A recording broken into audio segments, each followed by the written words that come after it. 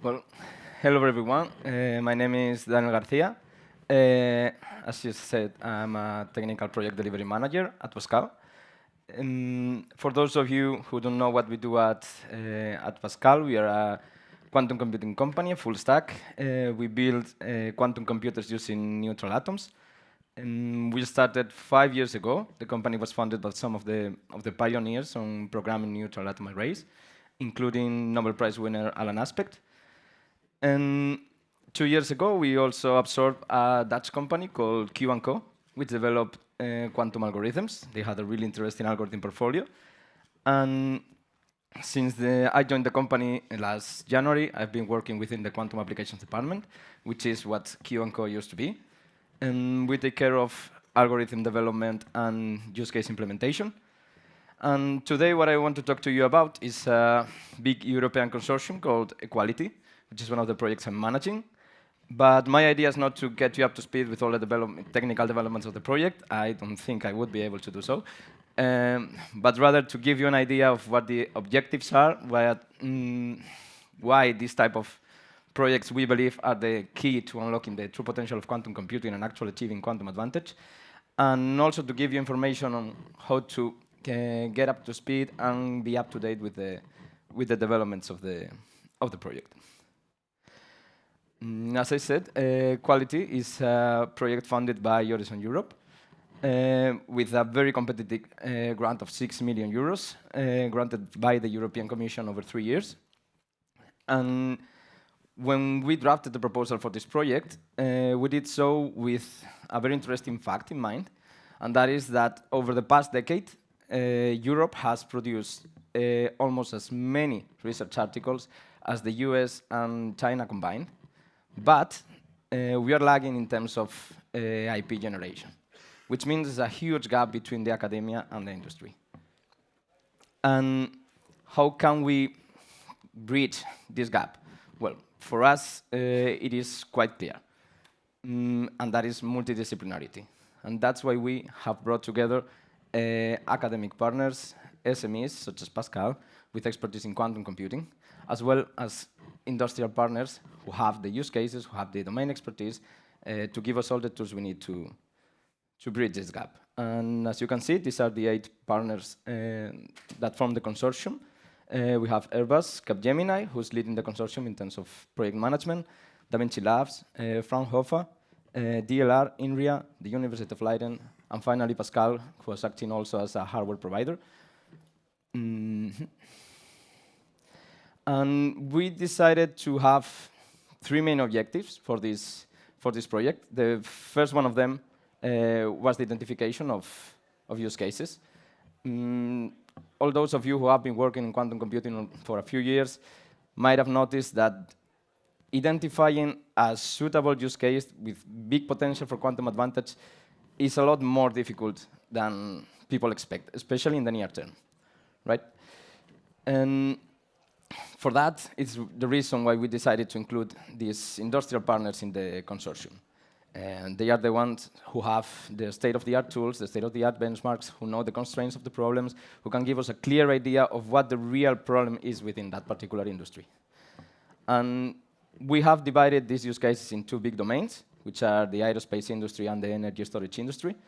And as you can see here, these 8 use cases that we have detected are for aerodynamics, lithium-ion batteries, fluid dynamics, space mission optimization, materials design, multidisciplinary optimization, space data analysis, and fuel cell design. It's also quite notable that these industries have a huge environmental potential. So it is our hope that the development of this project can also contribute to a greener future for Europe. And now that we have the problems that we want to tackle, the next step is to design a solution for these problems. And so we have identified a series of core algorithms that we want to use to apply to these use cases. We have divided them in 5 domains, which are differential equations, both partial nonlinear and stochastic differential equations, simulations of both quantum chemistry and periodic materials, generative modeling, machine learning, both kernel and non-kernel methods, and optimization. Now one might think, OK, we have the problems, we have the solvers, then we just need to run it, and that's it, right? We prepare our mathematical formulation, which is probably a cubo, as we all know, and that's it, right? But the problem is that in the era we are now, which is called the noise intermediate scale quantum era, our hardware cannot really run as many things as we wish to.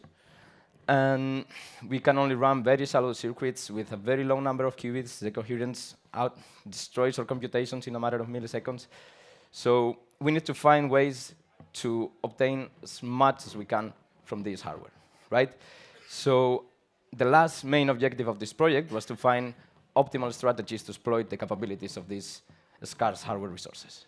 And for that, we have identified 6 main lines of research that we can apply not only to Pascal's hardware, also in a more agnostic way to other types of hardware. We do neutral atoms, but this can also be applied to superconducting qubits, trapped ion qubits, etc.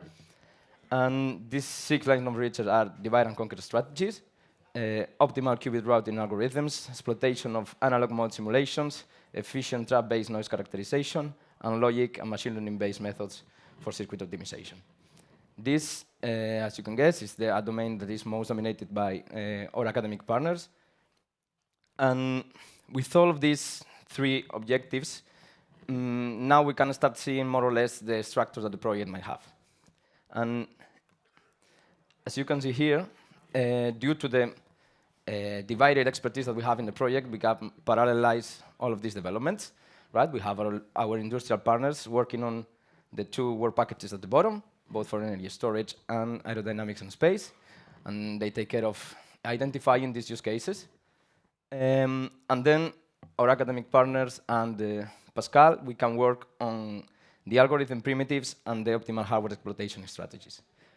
Now that we have all of this developed, the other big work package that we have here is the stack integration. We need to put all of this together in a way so that people don't really need to know quantum computing to use quantum computing, right? So we have integrated all of these techniques in a prototype platform. And the idea is that our industrial partners can access this platform without knowing anything or barely anything about quantum computing and solve the real problems they have identified. One example is our proprietary library, Flow, which is the first quantum computing toolkit for multiphysics simulation. And this toolkit is based on the differentiable quantum circuits algorithm, and it allows to solve nonlinear differential equations. It can be applied to problems in aerodynamics and chemistry simulations, for example. And at the moment, this prototype is working only with emulators, because the differentiable quantum circuits, for those of you who have read about it, is a purely digital algorithm, and Pascal's hardware works only on analog mode. We have devised some ways to run this algorithm using only analog protocols. We have actually published the results.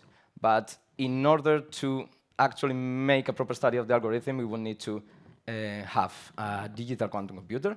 And that's why we are already in conversations with other hardware providers who have already expressed their support and their willingness to collaborate with the project since the beginning. And we plan to make a whole pipeline with this proprietary Flow and also others that we have developed within the consortium in order for the partners to be able to run their own problems with the algorithms we develop, with the low-level techniques for hardware exploitation on real hardware. And so far, we have produced 11 public deliverables. Some of them, since they are related to proprietary libraries and algorithms, are still not made public. But so far, in these past 2 years, we have already made 11 public deliverables that can be seen in the webpage of the project. And these are related mostly to the stack integration and the use case definition, which were 2 of the first things we did within the consortium, and also others more related to outreach and dissemination. We have also produced 11 publications in the domains of quantum simulation, Gibbs sampling, hardware exploitation especially. And we have disseminated all of this information in over 40 events, like talks, webinar, workshops, where the partners of the project have disseminated everything that we have done in the past couple of years. And one of the most interesting things is the production of code repositories. This is still a work in progress, but they are already public. And you can already start accessing the first one of them from our webpage. It's a GitLab repository, everybody can use it. And what it allows the users to do is to tackle space mission optimization problems. You can do it using a library maintained and developed by Pasqal, which is open source, and it's called Cadence. It's a library for digital analog quantum computing. And what it allows you to do is to tackle small instances of space mission optimization problems formulated as a cubo. And yeah, that way you can play with, let's say, realistic use cases that have been identified by real industrial partners with state-of-the-art algorithms. As I said, it is still a work in progress. The repository is not finished, but we plan to also include a series of other repositories with more use cases and more state-of-the-art algorithms for everybody to use. And finally, here in the web page of the project, you can have access to all of this information that I just told you and a lot more. You can have access to all the publications, the public deliverables, the outreach activities, events, code repositories, and more detailed objectives of the project. And you can, of course, also follow us on LinkedIn and X, formerly Twitter, to be up to speed and up to date with all the new developments of the project. And with this, feel free also to reach out to me. I'm on LinkedIn. I think my email is available through the app. And thank you very much for your time.